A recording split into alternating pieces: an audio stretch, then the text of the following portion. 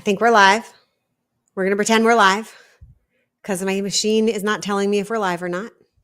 And I guess that's it. So we're going for it.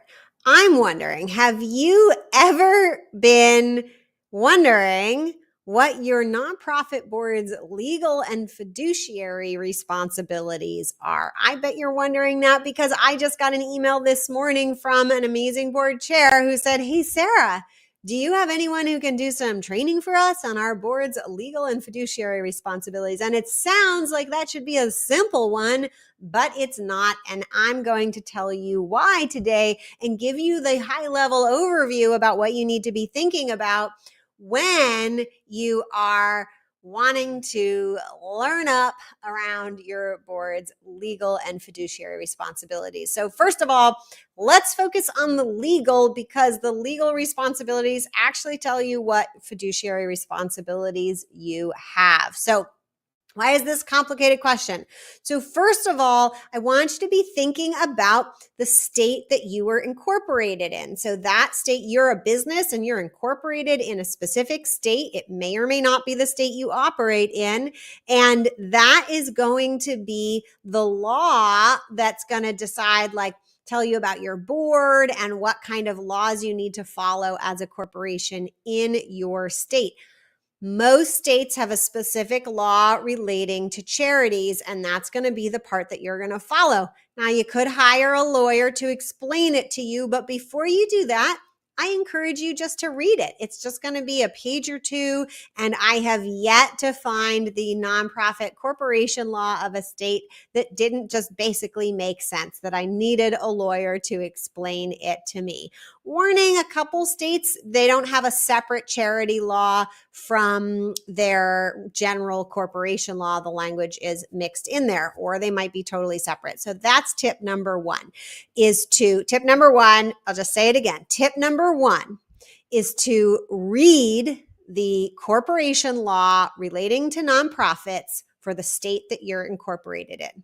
Now, we also live with federal laws, right? So you might need to follow federal laws relating to all businesses, and most specifically, IRS regulations for the type of nonprofit you are. So most nonprofits listening to this are going to be 501c3 designation. That's going to be your tax-related designation. You might be another number letter combination. You'll know what you are, and you need to follow the IRS regulations for that. Now, there's a bunch of reporting regulations, but when it comes specifically to your board, the IRS has very specific requirements about how many independent people need to be on the board. And there's a number of things that can make you not independent. So get familiar with them. So for example, a married couple are not considered independent. So if you're a close relative, you may not be considered two independent people. They would count as one for the purposes of the IRS having enough independent board members test. So you need to get familiar with those. You might find, again, read the law. You can do that, but you could also find a CPA or a lawyer who is familiar with IRS nonprofit law or regulations. So we've got the state incorporation laws, we got the federal laws from the IRS. You also, as an employer, if you're an employer, of course, have to follow state employment laws and federal employment laws. That's the same for for-profits as nonprofits generally. And then we have charity/fundraising laws at the state level. So in addition to being incorporated as a nonprofit or as a charity at a state, you may also need to register separately to fundraise in that state.